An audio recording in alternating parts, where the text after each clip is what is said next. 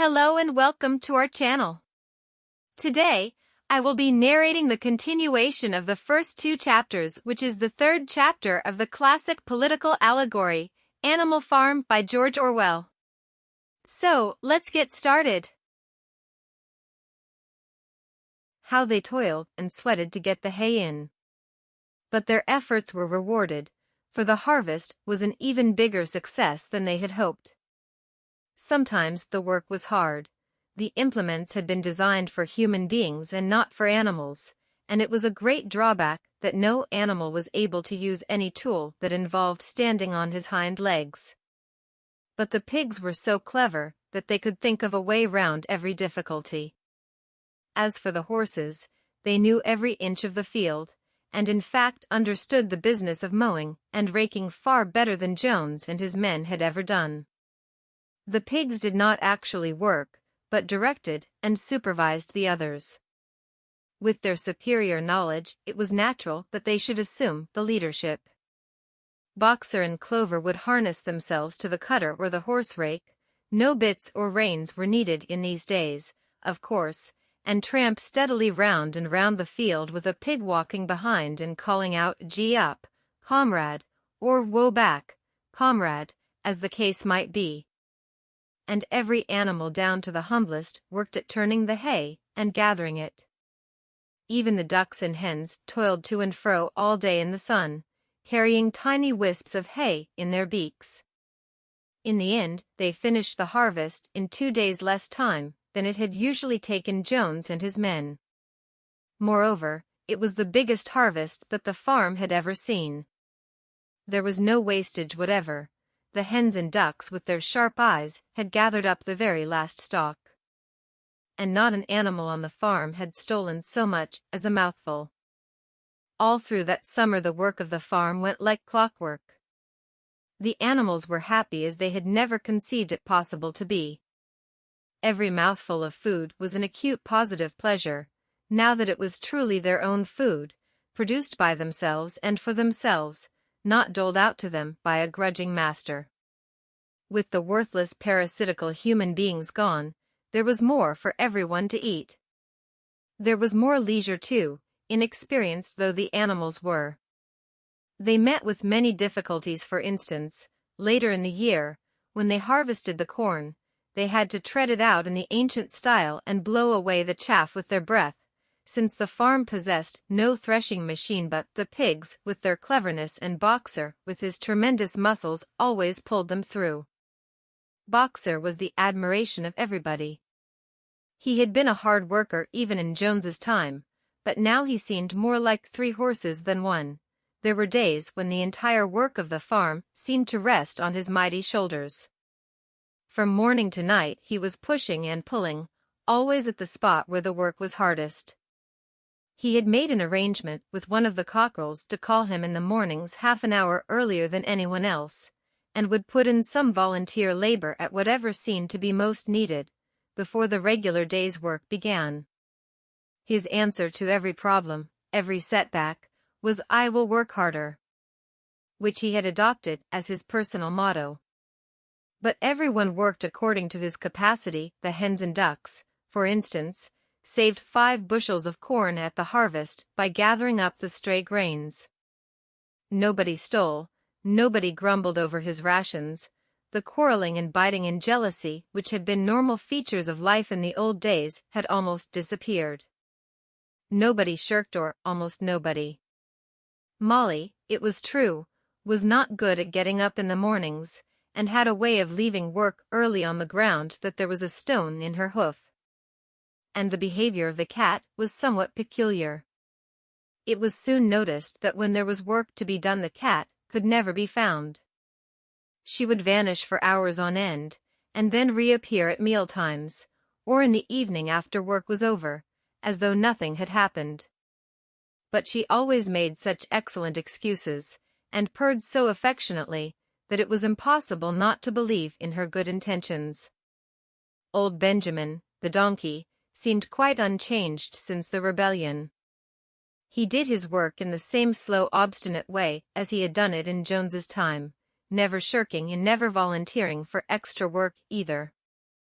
About the rebellion and its results he would express no opinion. When asked whether he was not happier now that Jones was gone, he would say only donkeys live a long time.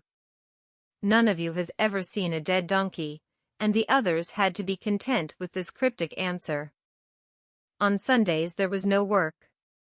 Breakfast was an hour later than usual, and after breakfast there was a ceremony which was observed every week without fail. First came the hoisting of the flag. Snowball had found in the harness room an old green tablecloth of Mrs. Jones's, and had painted on it a hoof and a horn in white. This was run up the flagstaff in the farmhouse garden every Sunday morning.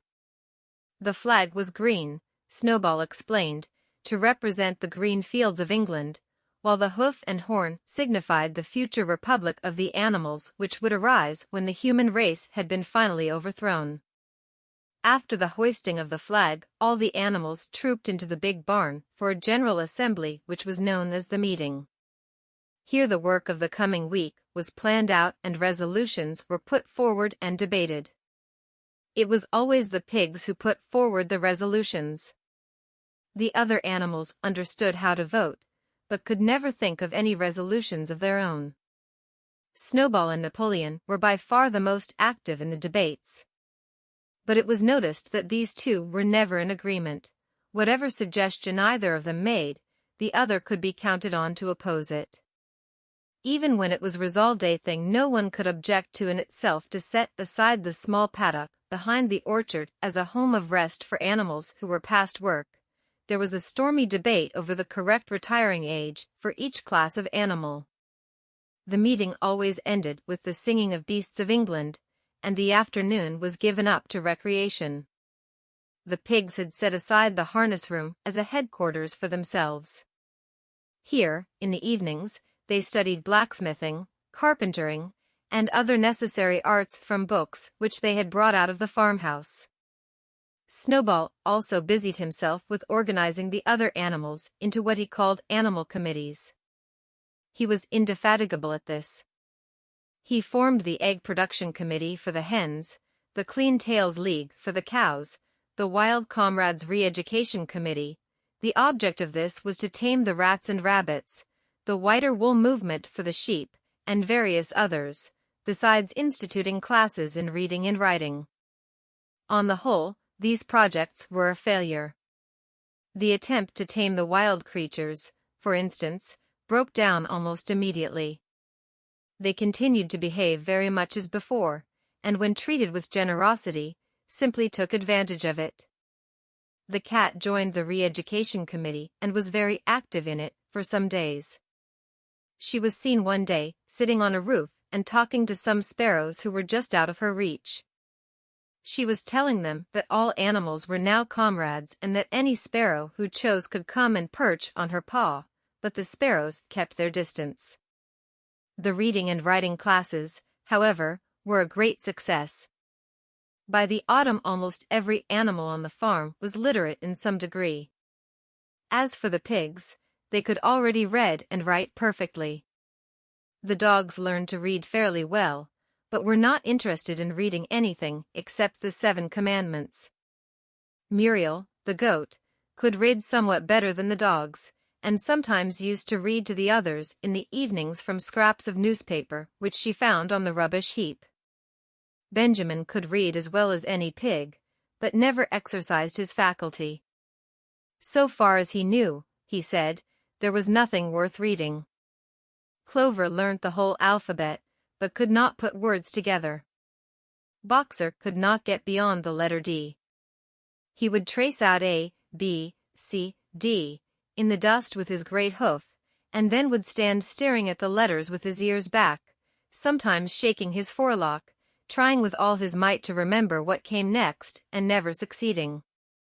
On several occasions, indeed, he did learn E, F, G, H, but by the time he knew them, it was always discovered that he had forgotten A, B, C, and D.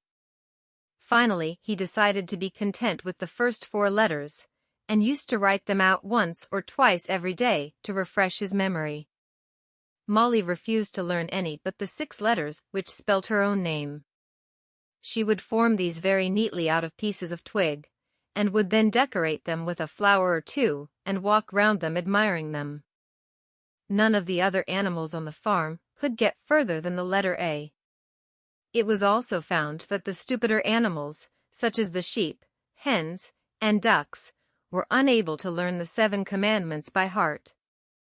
After much thought, Snowball declared that the 7 commandments could in effect be reduced to a single maxim, namely, 4 legs good, 2 legs bad. This, he said, contained the essential principle of animalism.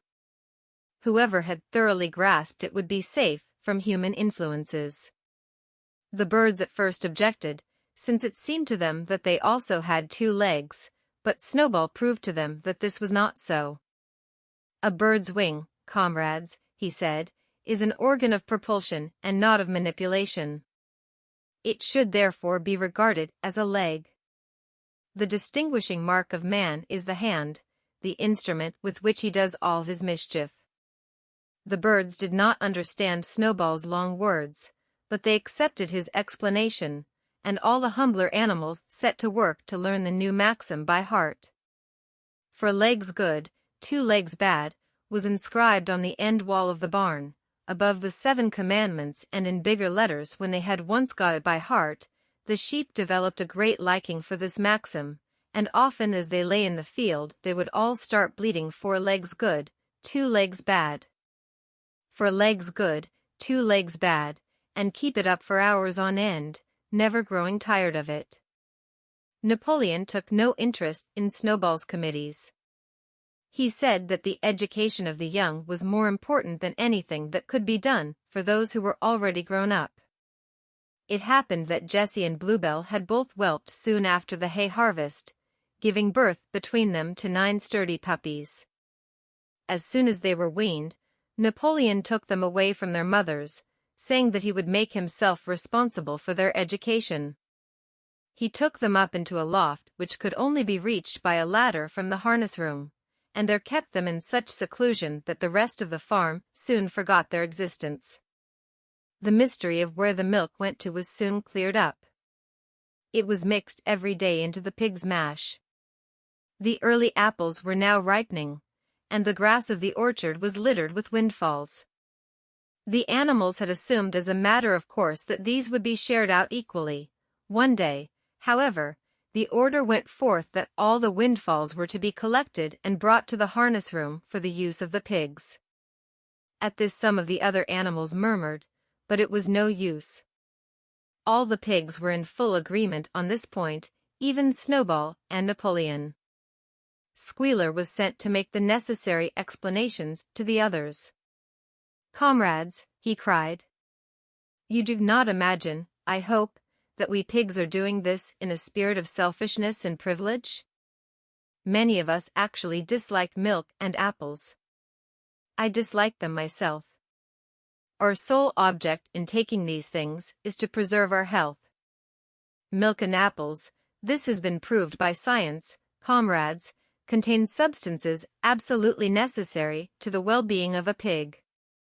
We pigs are brain workers. The whole management and organization of this farm depend on us. Day and night we are watching over your welfare. It is for your sake that we drink that milk and eat those apples. Do you know what would happen if we pigs failed in our duty? Jones would come back. Yes, Jones would come back.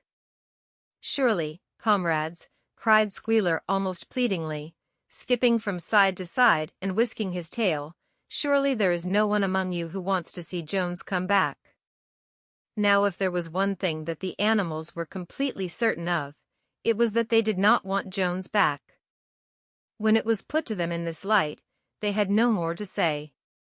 The importance of keeping the pigs in good health was all too obvious. So it was agreed without further argument that the milk and the windfall apples, and also the main crop of apples when they ripened, should be reserved for the pigs alone. Thank you for joining me for the narration of Chapter 3 of George Orwell's Animal Farm. I hope you found the story captivating and thought-provoking. If you enjoyed this chapter and would like to hear more, Please consider subscribing to my channel and leaving a comment below with your thoughts on the book so far. And as always, thank you for watching. I look forward to sharing the next chapter with you soon.